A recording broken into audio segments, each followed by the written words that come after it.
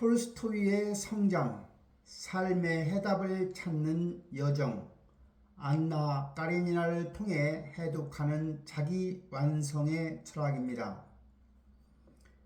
톨스토이는 참회록에서, 즉 절망의 끝에서 던진 질문이 있죠.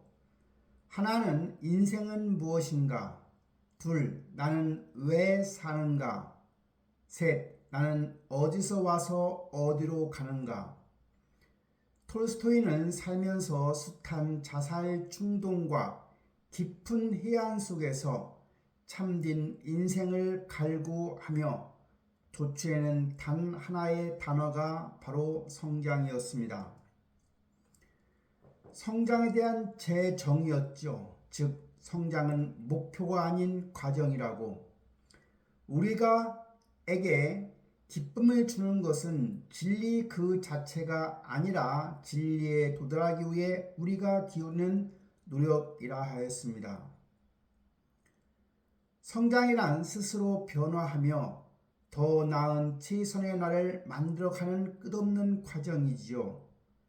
이는 3단계로 이루어져 있습니다. 첫 번째 단계는 자기 성찰이지요. 즉 내면으로 깊이 들어가는 겁니다. 타인에게 비친 나를 인식하는 거지요. 2단계는 세계와의 관계를 정립하는 겁니다. 즉 나와 세계의 바른 연결이 중요한 겁니다. 단계 3은 시간의 변화를 수용하는 일이지요. 시간의 흐름에 올라타는 삶인 겁니다. 성장의 밑거름은 바로 불화와 갈등이라 하겠습니다. 톨스토이는 소피와 결혼해서 48년 결혼 생활을 했지요. 즉 검은 머리 팥 뿌릴 때까지 끊임없는 부부싸움을 하였습니다.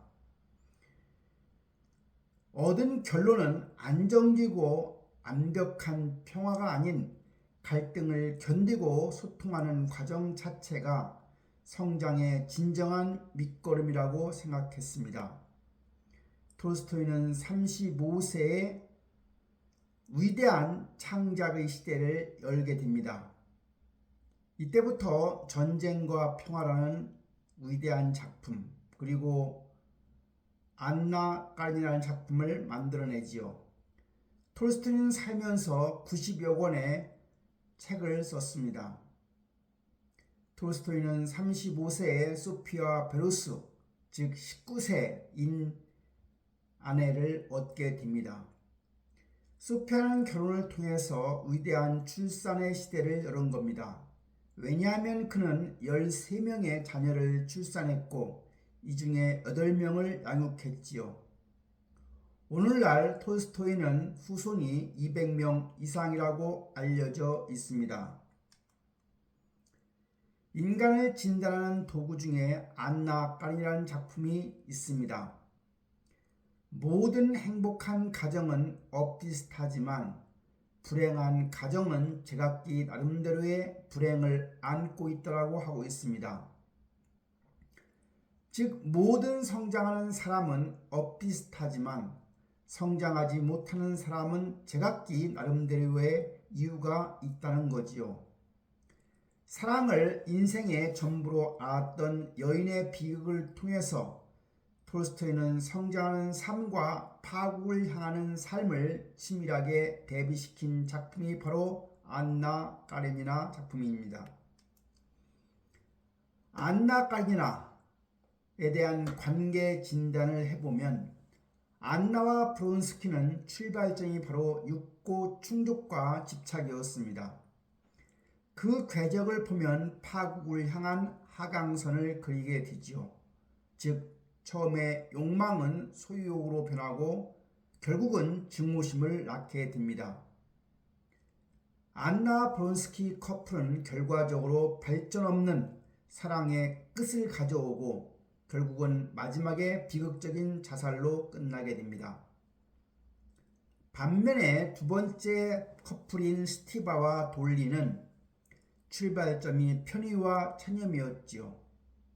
그 궤적은 변화 없는 평행선을 달리는 삶이었고 결과는 성장도 진정한 소통도 없는 정체된 관계로 끝납니다. 반면에 톨스토이 분신인 레빈과 키티는 출발점이 순리의 수용과 진실함으로 출발했지요. 그 궤적은 흔들리며 우상향하는 곡선을 그리었습니다. 즉 불화를 극복하면서 소통했다는 이야기지요. 결과적으로 이상적이고 공감하는 기쁨의 가정을 만들었다는 거지요. 톨스토이의 페르소나는 바로 레빈입니다. 톨스토이는 갈등과 치유라는 측면에서 언제나 마냥 행복하지만은 않았으나 끊임없는 소통으로 관계를 회복하려 노력했습니다. 또한 레빈은 생활과 철학을 보면 톨스토이의 사상을 그대로 대변하고 있으며 현실적이고 실용적인 지혜를 추구하고 있는 이야기입니다. 세 번째, 실천하는 삶을 보면 1858년 농민학교를 톨스토이는 설립해서 톨스토이는 직접 농사에 참여했으며 톨스토이의 실천력을 투영한 이야기지요. 레빈이 소설 말미에서 도달한 깨달음이 바로 톨스토이가 세상에 전하고자 했던 성장의 세 가지 조건이라 하겠습니다. 그럼 톨스토이가 전하는 성장의 세 가지 조건은 뭘까요? 조건 첫 번째는 몰입입니다. 즉 몰입이라 함은 자아의 해방과 무아지경에 이르는 거지요. 두 번째는 소통입니다. 즉 공감이죠. 언어를 넘어선 진정한 융합을 얘기하는 겁니다. 세 번째는 죽음을 기억하는 것, 즉 메멘토 모리죠. 죽음을 기억하고 유한한 삶을 수용하는 삶입니다. 이 세 가지 조건이 맞물릴 때 인간은 단순한 행복을 넘어서 경지에 이르게 된다는 이야기입니다. 첫 번째 조건인 몰입은 무엇일까요? 바로 자아의 해방이지요. 우리가 시간의 흐름 속에서 의식의 상태를 보면 의식적인 노력 상태가 있습니다. 의식적인 노력이라 하는 것은 잘하려고 의식하는 단계이지요. 하지만 이렇게 되면 일이 더 어려워지게 됩니다.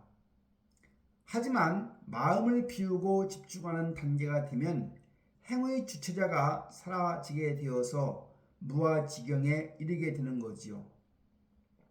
이것을 톨스토이는 안나 까르니나 작품에서 풀백이라고 하는 것을 통해 이야기하고 있습니다. 의식적으로 풀을 베려고 하면 어렵지만 어느 순간 무아지경에 이르면 낫이 저절로 낫지를 하게 된다는 겁니다. 세 번째는 시간의 흐름을 망각하는 무아지경입니다. 즉 몰입이라는 것은 바로 무아지경, 시간의 흐름을 망각하는 것을 빠지는 거죠. 이렇게 되면 진정 인간은 해방감과 행복을 느낀다는 겁니다. 즉 낫 자체가 생명을 가진 듯 저절로 움직이는 단계가 바로 무아지경 상태라 할 수 있습니다. 내면으로 깊이 들어가는 집중 상태는 억압된 자아를 해방시킬 뿐만 아니라 지구의 행복을 선사하는 겁니다. 여기서 지구의 행복이라 함은 최고의 행복을 일컫습니다. 레빈은 시간의 흐름을 느끼지 못했다. 만일 누군가가 그에게 몇 시간 동안이나 풀을 배웠느냐고 물었다면 그는 30분쯤이라고 대답했을 것이다. 그러나 벌써 4시간 이상, 즉 정오가 가까워지고 있었다. 농부들과 섞여 풀을 베는 단순한 육체노동 속에서 레빈은 자신과 타인 사이의 벽을 허무는 데 성공했던 겁니다. 두 번째 조건은 공감, 즉 소통입니다.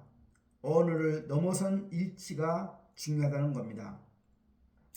언어라고 하는 것은 소통의 1차 도구일 뿐이지요. 그러나 말이 많아지면 거짓 대화가 늘어난다는 사실입니다. 두 번째는 눈빛입니다. 말보다는 더 감동적인 교감을 낳게 됩니다.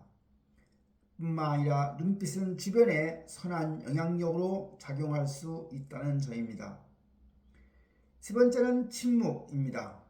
그 어떤 소통보다 위력을 발휘하는 침묵 속의 응시가 중요하다는 거지요.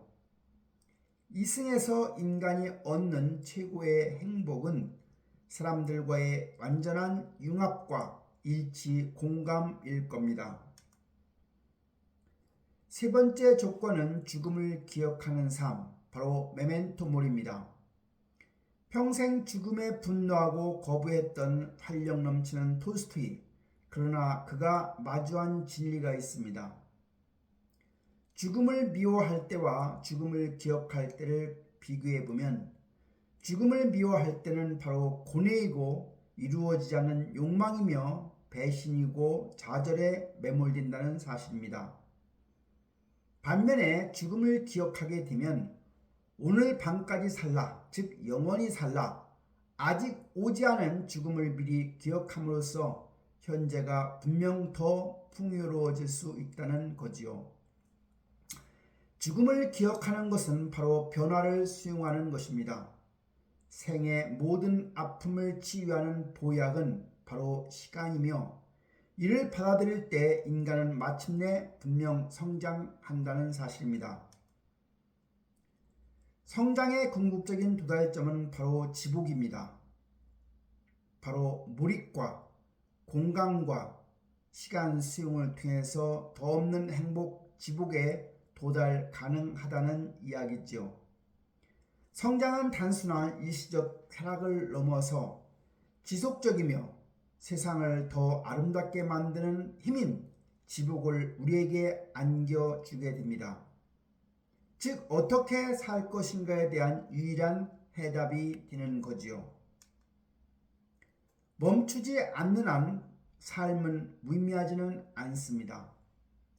나의 생활 전체는 나에게 무슨 일이 일어나든 그것과는 상관없이 매 순간순간이 이전처럼 무의미하지는 않을 것입니다. 안나 까리니나 작품의 마지막 문장입니다. 바로 이를 레빈이 깨달았다는 거지요. 삶에 있어 성장은 선택이 아닌 필수인 겁니다. 성장이 멈추는 순간 삶도 행복도 끝나게 됩니다. 오늘도 조금 더 성장하는 삶을 향해 나아가기를 바랍니다.